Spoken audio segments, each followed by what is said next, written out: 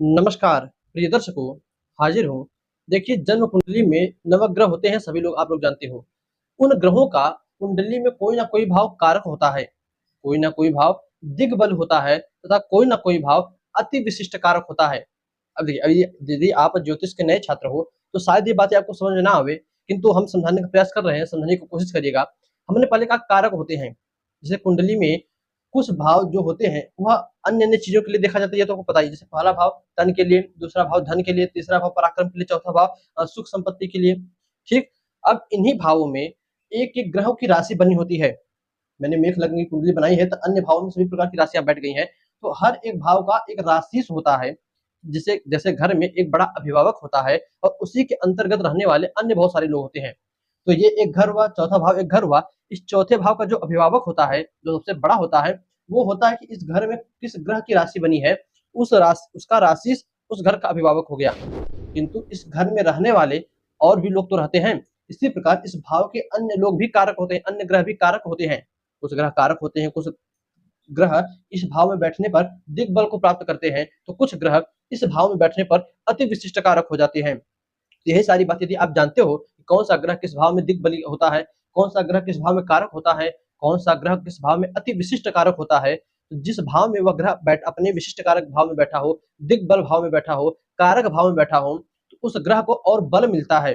वह ग्रह यदि कुंडली में 2 अंश का है, 5 अंश का है, उसको और बल मिलता है। वह जातक के उस भाव में प्रभाव लाने में काफी वृद्धि करता है। दर्शकों, ज्योतिष के क्षेत्र में इस चीजों को जानना बड़ा ही जरूरी है। तो आइए प्रारंभ करते हैं। सूर्य से लेकर केतु पर्यंत हर एक ग्रहों के कारक, अतिकारक और दिग्बल को जानते हैं। देखो, जो ग्रहों के राजा, जैसे सूर्य देव को ग्रहों का राजा माना जाता है, पहले उनके विषय में जान लीजिए। सूर्य देव को कुंडली के पहले भाव में और नवम भाव में कारक माना जाता है। अब ऐसा क्यों? देखिए, सूर्य जो है, एक आप कह सकते हो कि आपके शरीर के मेन मालिक हैं। किसी भी जातक के शरीर की संरचना के मेन मालिक होते हैं। तो शरीर की जब बात आवे तो कहां से देखते हैं? पहले भाव से। तो पहले भाव में सूर्य कारक हो जाते हैं। तो नवम भाव में क्यों कारक हुए? क्योंकि नवम भाव पिता का भाव होता है। दसम भाव भी पिता का भाव होता है, किंतु नवम भाव पिता का भाव होता है, इसलिए सूर्य नवम भाव में कारक होते हैं। दसम भाव में सूर्य दिग्बल को प्राप्त करते हैं। अब ऐसा क्यों? इसके लिए पीछे देखिए 2 रीजन है। एक, मध्य दोपहर के समय सूर्य का तेज सबसे अधिक रहता है। तो जब सूर्य कुंडली के दसम भाव में होते हैं तो उस समय जातक का जन्म आप देखिए दोपहर के समय ही हुआ रहता है। जिसकी भी कुंडली में सूर्य कुंडली के दसम भाव में हो, मेन एकदम खड़ी दोपहर जिसे कहते हैं, उस समय जातक का जन्म होता है। और ठीक सूर्य कुंडली के चौथे भाव में हो तो ऐसे जातक का जन्म आप देखिए ठीक आधी रात के समय हुआ रहता है। भगवान श्री राम की कुंडली देखिए, सूर्य कुंडली के दसम भाव में है दिग्बल के साथ। भगवान श्री कृष्ण चंद्र की कुंडली देखिए, सूर्य ठीक कुंडली के चौथे भाव में है, या बिल्कुल आधी अंधेरी रात, खड़ी रात में, जैसे पूरा बीचों बीच 12 से 1 का समय, उस रात में, क्योंकि रात में सूर्य का कोई प्रभाव नहीं रहता, तो सूर्य कुंडली के चौथे भाव में अस्त हो जाते हैं और कुंडली के दसम भाव में दिग्बल को प्राप्त करते हैं। और यहाँ से पर चौथे भाव में बिल्कुल दिग्बल से विहित रहते हैं। दसम भाव में दिग्बली हो गए। दूसरा, इसलिए सूर्य राजा है और राजपाट का कारोबार कुंडली के दसम भाव से देखा जाता है, इसलिए 2 प्रकार के योग बनने पर सूर्य कुंडली के दसम भाव में दिग्बली होते हैं। और कुंडली के 11वें भाव में सूर्य अति कारक, अति विशिष्ट कारक ग्रह बनकर बैठते हैं। दोस्तों, ये तो हो गया। अब हम अन्य ग्रहों के विषय में सिर्फ बतलाएंगे कहां पर क्या बनता है, आप खुद अनुमान लगाकर इस प्रकार समझिएगा। बात करते हैं चंद्रमा की। चंद्रमा कुंडली के चौथे भाव में कारक ग्रह होता है और इसी चौथे भाव में दिग्बल को प्राप्त करता है। अब दिग्बल को क्यों प्राप्त करेगा चौथे भाव में? अब जैसा मैंने सूर्य के लिए कहा कि सूर्य ठीक दोपहरिया के समय, यदि कुंडली के दसम भाव में समझे जातक का जन्म एकदम बिल्कुल दोपहर के समय हुआ है, तो दोपहर में सूर्य का तेज सबसे ज्यादा रहता है। इसी प्रकार बिल्कुल मध्य रात्रि के समय चंद्रमा का तेज, चंद्रमा में प्रकाश सबसे अधिक होता है, इसलिए चौथे भाव में भाई बिल्कुल आधी अंधेरी रात, मध्य दोपहर रात, एकदम मध्य रात हो गई, कुंडली के चौथे भाव में चंद्रमा बैठे हो तो उस समय चंद्रमा का जो बल है वह दिग्बल में बदल जाता है और चौथे भाव में चंद्रमा कारक भी होते हैं। कुंडली के पहले भाव और सप्तम भाव में देखिए, इसमें हर भावों का गिनती लिख कर रखा हूँ, हिंदी गिनती, आप समझ पाओ तो अच्छा है, नहीं समझ पाओ तो यहाँ पर, वैसे भी आप यदि कुंडली देखते होंगे तो पहला सबसे पहला कुंडली में ही बताया जाता है कि भाव कौन कौन सा होता है। तो कुंडली के चौथे भाव में चंद्रमा कारक होते हैं और दिग्बल को प्राप्त करते हैं। कुंडली के पहले भाव तथा सप्तम भाव में चंद्रमा अति विशिष्ट कारक होते हैं। बड़ा सुंदर और आसान सूत्र याद रखिएगा। चौथे भाव में कारक दिग्बल, पहले भाव में अति विशिष्ट कारक, सप्तम भाव में अति विशिष्ट कारक। पहला भाव मन में के लिए अति विशिष्ट कारक, सप्तम भाव पत्नी, रोजगार के लिए अति विशिष्ट कारक, क्योंकि रोजगार भी चंद्रमा के अंतर्गत आता है और सुंदर पत्नी मिले यह भी चंद्रमा के अंतर्गत ही आता है। चंद्रमा ही सुंदर पत्नी देती है। जिसकी कुंडली में आप देखिए चंद्रमा कुंडली के सप्तम भाव में बैठा हो, उस जातक की पत्नी बहुत ही सुंदर होगी। भले ही वो सुंदर हो चलेगा, किंतु उसकी पत्नी इतनी सुंदर होगी। और ठीक है, लड़की के साथ ले लीजिए, ये लड़की की भी कुंडली में चंद्रमा सप्तम भाव में बैठा हो, उसका जीवन साथी, उसका पति बहुत सुंदर होगा।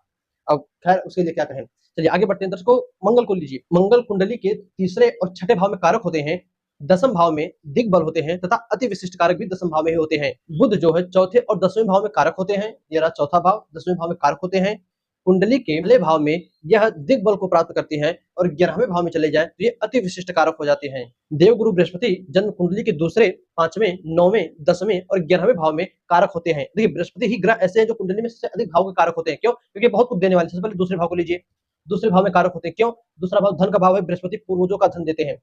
दूसरा 5वां भाव पुत्र का कारक, बृहस्पति पुत्र भी देते हैं, तो पंचम भाव में पुत्र के लिए कारक। विद्या का भाव है पंचम भाव, तो विद्या के लिए बृहस्पति, देव गुरु बृहस्पति है, देवी देवताओं को पढ़ाने ज्ञान देते हैं, तो बच्चों के लिए आम बात ही है। 2, 5, 9 धर्म, 10 आपका कर्म और 11वां आपका आय, यह सब कुछ बृहस्पति देने वाले हैं। इन सभी भाव में कारक होते हैं। पहले भाव में बृहस्पति दिग्बल को प्राप्त करते हैं। अब ऐसा क्यों? बृहस्पति जो है एक शारीरिक संरचना के कारक होते हैं। जब कोई हमें नव निर्माण करना होता है तो अपने गुरु जी से ही सीखते हैं ना भाई। किसी कोई अपना सर से सीखता है, कोई मैडम सीखता है, कोई हमें चीज बनानी हो तो किसी अपने गुरुजन से ही सीखेंगे। तो बृहस्पति गुरु है। शरीर की संरचना कैसे होनी चाहिए तो बृहस्पति बतलाते हैं। तो पहले भाव में बैठने पर बृहस्पति दिग्बल को प्राप्त करते हैं। देखिए ये आध्यात्मिक बात नहीं है, मैं आपको समझाने के लिए इसे छोटे छोटे तरीके से समझा रहा हूँ। और अति विशिष्ट की बात जहां तक रही तो कुंडली के पंचम और नवम भाव में देवगुरु बृहस्पति अति विशिष्ट कारक होते हैं। ये रहा पंचम भाव, ये रहा नवम भाव।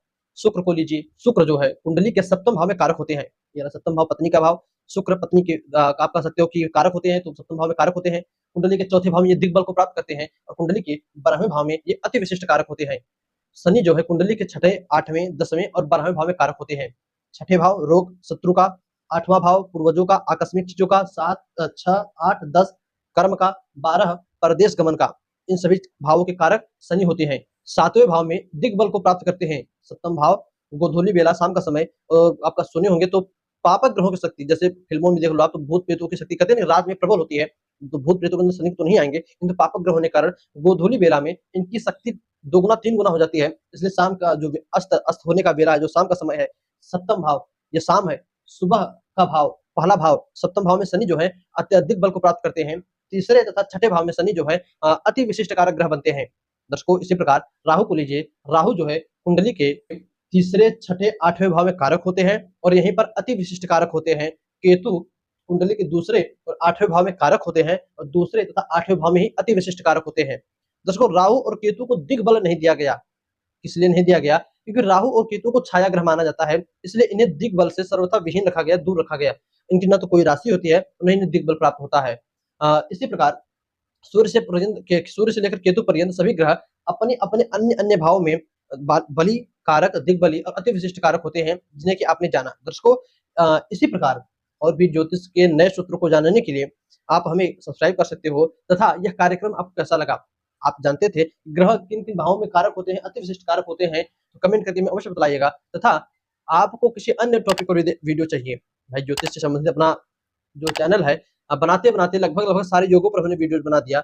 और भी यदि कोई योग बचा हो या कुंडली से संबंधित और भी कोई बातें हमने चल रही हो जिसने की जानना हो तो कमेंट करिएगा, उस पर भी कोशिश करेंगे वीडियो जल्द बने। दर्शकों बस आज के इतना ही, इजाजत दीजिए, पुनः मुलाकात होगी किसी नई वीडियो में नए टॉपिक के साथ। तब तक के लिए नमस्कार।